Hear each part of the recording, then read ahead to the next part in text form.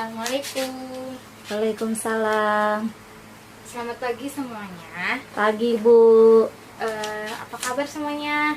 Baik. Sebelum pembelajaran, Ibu minta AM-nya untuk berdoa terlebih dahulu ya. Muhammad Ilham Maulana, tolong pimpin doanya. Baik, Bu. Sikap berdoa. Selesai. Ya baik, terima kasih. Sebelum pembelajaran dimulai, Ibu absen dulu ya. Muhammad Ilham Maulana, Hadir. Desi Ratnasari, Hadir. Bianca Aprilia, Hadir. Reynaldi Pratama, Hadir. Azhar Anur Afifah. Hadir. Baik, semuanya hadir ya, tidak ada yang absen. Sebelum masuk ke materi yang selanjutnya, Ibu akan menanyakan dulu, apakah kalian masih ingat materi prasyarat sebelum masuk ke materi induksi matematika? Tidak, Bu.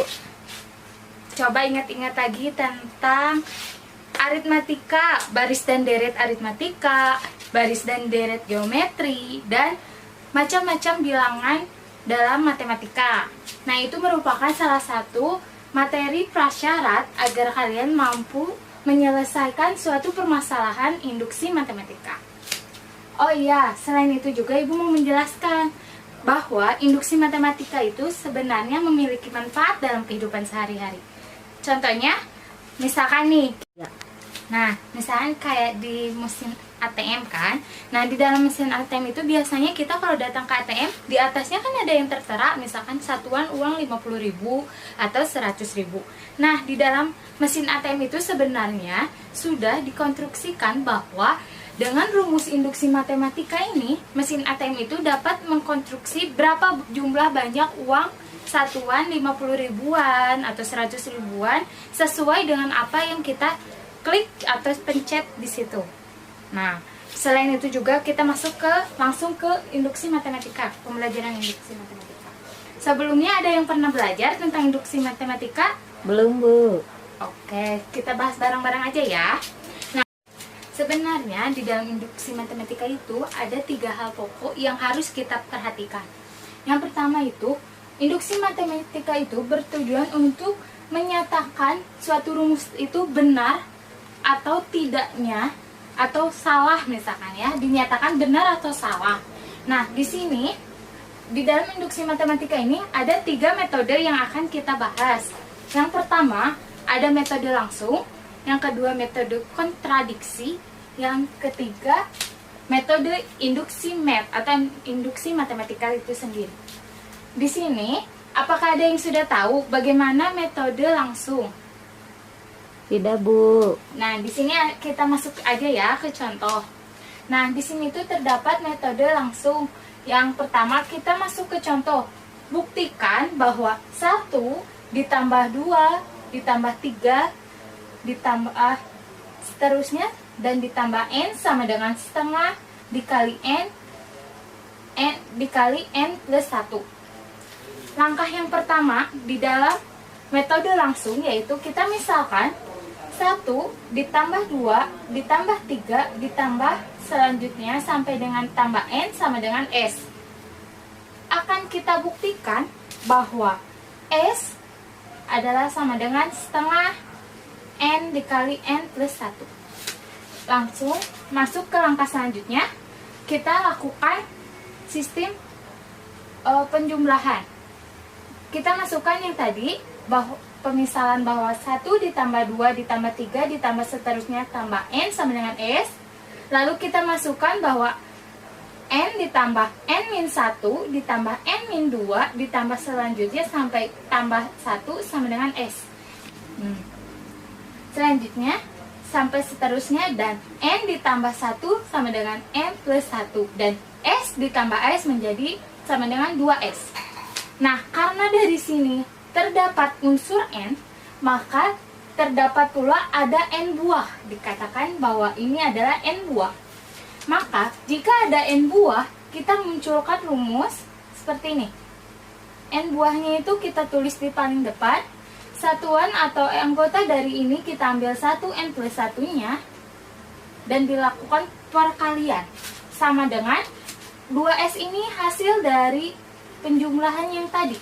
Nah, untuk mengetahui bahwa ini sama dengan S sama dengan setengah N plus 1 apakah terbukti, maka kedua ruas kita bagi 2, karena ini hasilnya jadi N ini akan dibagi 2 menjadi setengah N dikalikan N plus 1, dan 2S ini akan dibagi 2 menjadi S, dan hasilnya S sama dengan setengah N plus 1. Nah, setelah itu berarti kan kita sudah tahu bahwa dari hasil yang telah kita lakukan pembuktiannya, maka rumus tersebut adalah terbukti benar dan dapat dipakai dalam masalah matematika. Selanjutnya, kita masuk ke metode induksi matematika. Nah, di dalam metode induksi matematika ini terdapat 3 langkah. Yang pertama, dikatakan tunjukkan nilai awal. Di sini biasanya tunjukkan nilai awalan itu biasanya N dimisalkan N sama dengan 1. Yang kedua, asumsikan Pn benar untuk N sama dengan K. Dan yang langkah ketiganya itu tunjukkan Pn benar untuk N sama dengan K plus 1. Nah, ketiga langkah ini dilakukan apabila pada langkah pertama itu dikatakan benar. Namun, apabila pada langkah pertama sudah dikatakan salah, sebenarnya itu sudah bisa kita ambil kesimpulan bahwa rumus tersebut tidak terbukti atau tidak valid. Seperti itu. Nah, tadi kan Ibu sudah menjelaskan mengenai metode induksi matematikanya bagaimana langkah-langkahnya. Nah, di sini kan contoh sudah sampai ke langkah kedua. Nah, untuk langkah ketiga, Ibu minta anak-anak semua tolong selesaikan mengenai langkah ketiga dan tarik kesimpulan mengenai apakah rumus tersebut ini terbukti benar dan dapat kita pakai untuk rumus di dalam permasalahan matematika. Nah, lanjut ke Ibu memiliki satu soal. Nanti Ibu bagikan, kerjakan secara berkelompok. Kalian bentuk kelompoknya dulu, maksimal 3 orang. Lalu, Ibu beri waktu selama 5 menit untuk mengerjakan LKPD ini. Lalu hasilnya perwakilan kelompok tolong presentasikan di depan kelas. Lalu kalian tarik kesimpulan apa manfaat dari induksi matematika dan apa yang menjadi motivasi kalian untuk belajar lebih giat lagi dalam pelajaran matematika. Baik, untuk materi kali ini Ibu dapat menyimpulkan bahwa anak-anak semua bisa memahami metode-metode yang telah kita pelajari hari ini, yaitu yang pertama, metode langsung. Yang kedua, metode induksi matematika.